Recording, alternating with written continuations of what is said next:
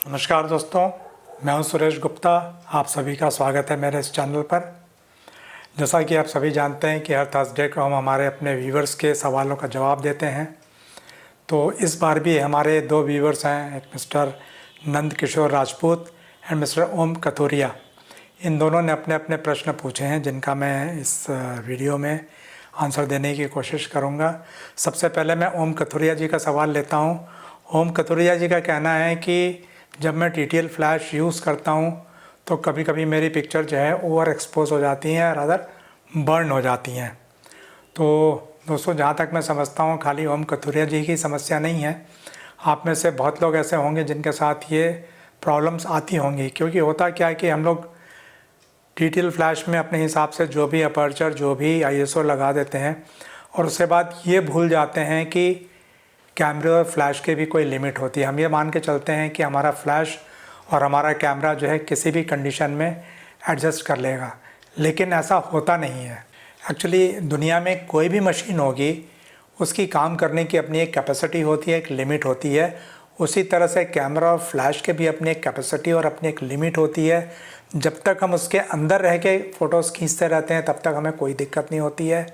जब हमारी सेटिंग्स की लिमिट के बियॉन्ड हम चले जाते हैं तो या तो पिक्चर अंडर एक्सपोज हो जाएगी या बहुत अंदर आ जाएंगे तो पिक्चर ओवर एक्सपोज हो जाएगी।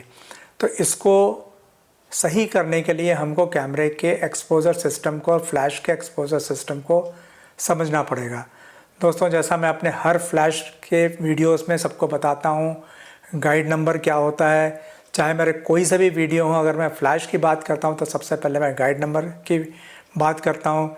या कुछ उस तरह से है जैसे कि आप हवाई जहाज़ में जितनी बार भी यात्रा कर लीजिए, एयर होस्टेस आपको सेफ्टी रूल्स आके बताती ही हैं। या बच्चन साहब 25 साल से करोड़पति गेम खिला रहे हैं, लेकिन गेम शुरू करने से पहले वो गेम के नियम ज़रूर बताते हैं। तो मैं भी आपको कोई भी फ़्लैश, चाहे वो छोटी से छोटी हो, बड़ी से बड़ी हो, सेमी ऑटोमेटिक हो या ऑटोमेटिक हो, उसको यूज़ करने से सबसे पहले मैं आप सभी को यही बताता हूँ कि आपको आपकी फ़्लैश का गाइड नंबर मालूम होना चाहिए। तो यहाँ आज मैं फिर से रिपीट कर रहा हूँ उसी बात को कि आपको अपनी फ़्लैश का गाइड नंबर मालूम होना चाहिए। जनरली ये गाइड नंबर आपके फ़्लैश के बॉक्स के ऊपर लिखा रहता है। बाई चांस अगर आपको अपने फ़्लैश का गाइड नंबर नहीं मालूम है तो बहुत सिंपल सरल तरीका है। अपने कैमरे में आप 100 ISO लगा दीजिए और 10 फीट की दूरी पर किसी को बिठा दीजिए और अलग अलग अपर्चर के ऊपर फ़ोटोज़ खींचते रहिए। जिस भी अपर्चर पे आपकी फ़ोटो सबसे अच्छी आ जाती है उस अपर्चर को 10 से मल्टीप्लाई कर दीजिए और वो जो मल्टीपल आएगा वही आपके फ़्लैश का गाइड नंबर होगा। माना कि 10 फीट के ऊपर 100 ISO पे आपकी फ़ोटो 5.6 अपर्चर पे बहुत अच्छी आ गई है, तो ये समझ लीजिए 5.6 multiplied by 10 is equal to 56। तो आपकी फ़्लैश का गाइड नंबर 56 हो गया। अब आपको जब भी फ़ोटो लेनी हो आप अपने डिस्टेंस को 56 से डिवाइड कर दीजिए और जो भी आता है उसको अपने कैमरे में फ़िट कर दीजिए, वही आपका अपर्चर होगा और आपकी परफेक्ट पिक्चर आएगी। अब हम सीधा कथुरिया जी के सवाल पर आ जाते हैं कि हमने फ़्लैश को TTL में लगा दिया है, उसके बाद भी कभी कभी हमारी पिक्चर बर्न हो जाती हैं या कभी कभी पिक्चर हमारी अंडर एक्सपोज हो जाती हैं। तो उसका सबसे सिंपल रीज़न ये है कि सपोज़ आपने फ़्लैश में कोई सा भी एक अपर्चर और कोई सा भी एक ISO फीड किया है, तो आपकी फ़्लैश की अगर जो भी गाइड नंबर होगी उसके हिसाब से आपके फ़्लैश की एक कैपेसिटी होगी कि आपकी फ़्लैश इतनी दूर तक लाइट थ्रो कर पाएगी। तो अभी एग्ज़ाम्पल के लिए हम ले लेते हैं कि मान लीजिए आपके फ़्लैश का गाइड नंबर 72 है, जो कि नॉर्मली एक मिडिल रेंज की जितनी भी फ़्लैश होती हैं उसमें 72 गाइड नंबर मिल जाता है। तो अभी थोड़ी देर के लिए हम ये मान लेते हैं कि आपके फ़्लैश का गाइड नंबर 72 है और अगर आपने उसमें 100 ISO लगाया हुआ है तो आपकी फ़्लैश 72 डिवाइडेड बाय आपका जो भी डिस्टेंस रहेगा, मान लीजिए कि आपने अभी उस समय आपने 7.1 अपर्चर लगा दिया है, तो अगर 7.1 अपर्चर लगा देंगे तो आपकी flash 72 divide by 71 is equal to रफली 10-11 फीट आएगा। मतलब आपकी फ़्लैश का थ्रो जो है 10-11 फीट तक ही जाएगा। ओके, अब अगर आपने इस ISO पे TTL लगाने के बावजूद भी 11 फीट से ज़्यादा के लोगों को कवर करने की कोशिश की तो पिक्चर अंडर एक्सपोज हो जाएगी। अब यहाँ पर मैं आपको ये समझाना चाहूँगा कि TTL फ्लैश काम कैसे करती है।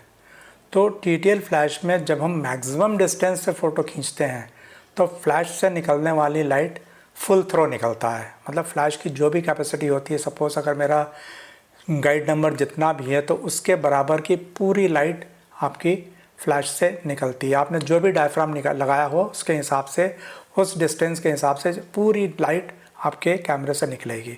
लेकिन जैसे जैसे आप डिस्टेंस कम करते जाएंगे, मान लीजिए आपने जो आपकी मैक्सिमम डिस्टेंस है उसके कम डिस्टेंस पे अगर किसी को प्लेस किया है तो लाइट निकलने वाली लाइट जो कैमरे की है वो धीरे धीरे कम होती जाएगी। तो पहली बार में 1/2 होगी, फिर उसके बाद 1/4 होगी, फिर जैसे जैसे आपकी पिक्चर कैमरे से, आपका ऑब्जेक्ट कैमरे से क्लोज़र होता जाएगा वैसे वैसे उसका पावर कम होता जाएगा और अल्टीमेटली वो 1/128 तक पहुंच जाएगा। लेकिन अब आपने अगर अपने ऑब्जेक्ट को उससे भी क्लोज़र किया तो चूँकि 1/128 से कम करने का तो प्रोविज़न उसमें नहीं है, इसलिए उसके बाद अगर आप क्लोज जाएंगे तो पिक्चर आपकी ओवर एक्सपोज हो जाएगी। तो कतुरिया जी, जहाँ तक मुझे समझ में आ रहा है कि आपको अपने सवाल का आंसर मिल गया होगा कि आपकी पिक्चर ओवर एक्सपोज या बर्न इसलिए होती है कि आप उसकी जो लिमिट है आपके उस डायफ्राम की और ISO की, उसके अंदर अगर आप आ जाएंगे तो आपकी पिक्चर ओवर एक्सपोज हो जाएगी।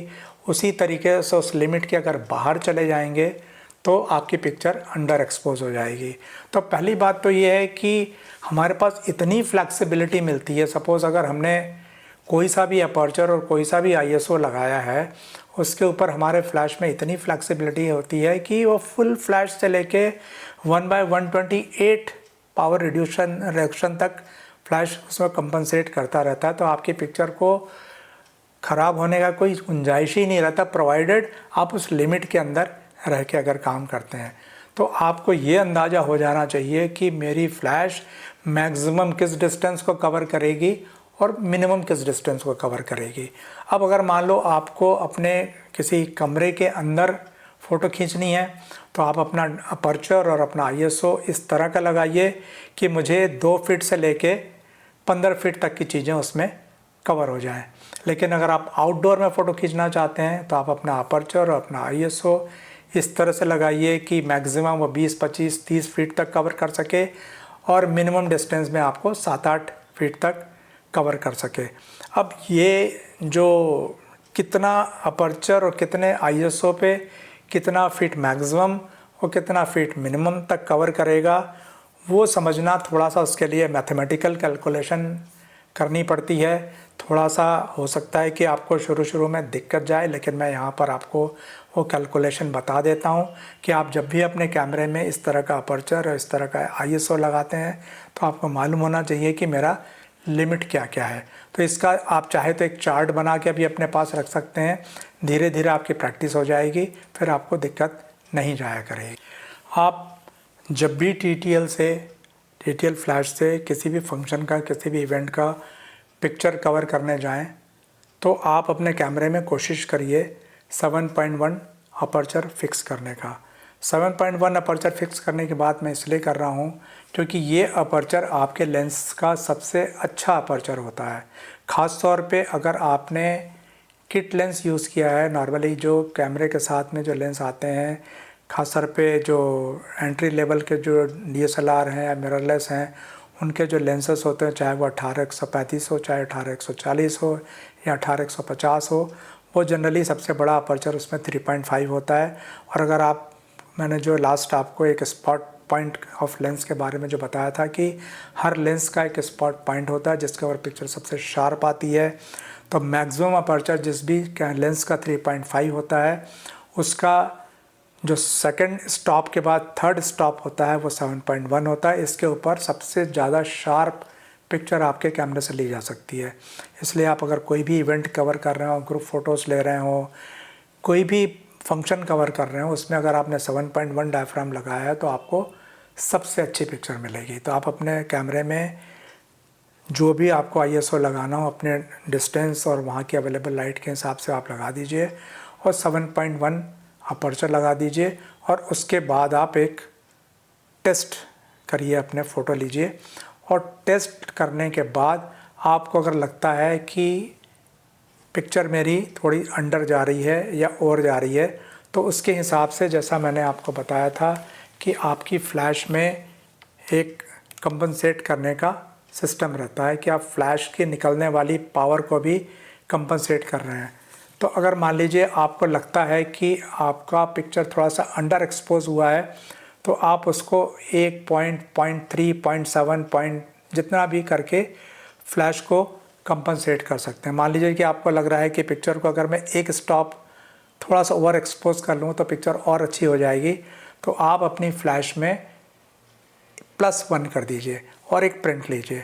आपने जैसे ही एक टेस्ट प्रिंट देखा, आपको लगा कि पिक्चर भी थोड़ी सी और एक्सपोज हो सकती है तो और अच्छा लगेगा, तो ठीक है, आप उसको +1.3 कर दीजिए। तो ऐसे करते करते आपको जिस भी प्लस के ऊपर अपनी पिक्चर अच्छी लगती है या जिस भी माइनस के ऊपर आपको अपनी पिक्चर अच्छी लगती है, उसको उस मोमेंट के लिए फ्लैश में फ्रीज़ कर दीजिए। अब आपको TTL फ्लैश है आपकी, आपको चिंता करने की ज़रूरत नहीं है। आपका कैमरा और आपका फ्लैश आपके एक्सपोजर को अपने आप एडजस्ट करता रहेगा। तो अब आपने अगर 100 ISO लगाया हुआ है और आपने 7.1 डायफ्राम लगाया हुआ है, आपकी फ्लैश उस रूम के अंदर 10 फीट से लेके 3 फीट तक अपने आप पावर को एडजस्ट करती रहेगी और आपकी सारी पिक्चर्स बिल्कुल अच्छी आएंगी। अब अगर आपको लग रहा है कि मेरी जो ऑब्जेक्ट्स हैं वो 10 फीट से आगे जा सकते हैं, मतलब आपको अगर 15 फीट या 20 फीट तक की पिक्चर लेनी पड़ रही हो, ज़रूरत पड़ सकती है, तो उस केस में आप ISO बढ़ा दीजिए, 7.1 अपर्चर रहने दीजिए। आप अपना जो ISO है उसको आप 400 या 800 कर दीजिए। अब जब 400 और 800 कर देंगे तो उसके अकॉर्डिंगली आपका रेंज बढ़ जाएगी। तो आप ट्राई कर सकते हैं, अदरवाइज़ मैथमेटिकल कैलकुलेशन, फिर वही बात आती है, अगर मैं मैथमेटिकल कैलकुलेशन दिखाने लगूँगा तो आप थोड़ा सा भी दिक्कत जाएगी आपको समझने में। तो अभी मैथमेटिकल कैलकुलेशन मत करिए, अपने एक्सपीरियंस को यूज़ करिए कि आप 800 ISO लगा दीजिए। आपका कैमरा और आपकी फ़्लैश बहुत कॉम्पिटेंट है इस मामले में, वो आराम से एडजस्ट कर लेंगे। तो आपको लगता है कि डिस्टेंस थोड़ा और बढ़ रहा है, मेरा 15 फीट से 20 फीट जा रहा है, तो आप अपनी फ्लैश का, कैमरे का जो सेटिंग है उसमें कैमरे का ISO जो है आप 800 कर दीजिए और उसके बाद पिक्चर लेना शुरू करिए। तो 800 लगाने के बाद आपकी पिक्चर्स आराम से 20 फीट से लेके 5.5 फीट के अंदर अच्छी आएंगी। आप बस 5.5 फीट से क्लोज मत जाइएगा और 20 फीट से दूर मत जाइएगा। अब आपको लग रहा है कि मुझे 20 फीट से भी आगे जाना है, तो उस केस में आप अपने ISO को 1200 या 1600 कर दीजिए। तो जैसे ही आप 1200 और 1600 कर देंगे, उसके बाद आप चाहें तो एक टेस्ट लेके देखिए, अगर आपकी पिक्चर सही आ रही है तो बहुत अच्छी बात है। उस केस में नहीं तो आप थोड़ा सा ISO को कम ज़्यादा कर सकते हैं। तो मान लीजिए अगर आपने 1600 ISO लगा दिया है तो आपकी पिक्चर 40 फीट से लेके 7-8 फीट तक के रेंज में बहुत अच्छी आएंगी। आपको फिर लेकिन ध्यान देना होगा कि आपका ऑब्जेक्ट 7-8 फीट से नज़दीक ना आए और 40 फीट से दूर ना जाए। देखो एक बार मैं फिर से क्लियर कर दूं, आपने 1600 ISO इसीलिए लगाया कि आपका ऑब्जेक्ट बहुत दूरी पर है, तो आपने दूर के हिसाब से अपना ISO बढ़ाया, जहाँ पे मतलब आपके कैमरे फ्लैश की लाइट बहुत दूर तक थ्रो करनी है। तो उस केस में आपको ज़बरदस्ती ऑब्जेक्ट के पास जाने की ज़रूरत नहीं है। अगर आप ऑब्जेक्ट के पास जाएंगे तो उसको तो ओवर एक्सपोज होना ही है। तो इसलिए अगर आपने 1600 ISO लगाया है तो आप कोशिश करिएगा कि 8-9 फीट के ज़्यादा नज़दीक नहीं जाए, नहीं तो पिक्चर आपकी बर्न हो जाएगी।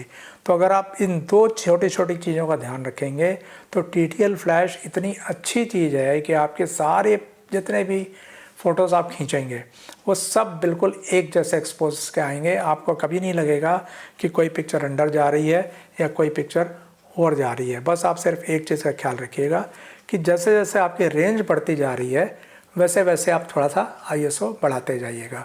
और बिल्कुल ये बात सोच लीजिए कि ISO बढ़ाने से बिल्कुल मत डरिएगा।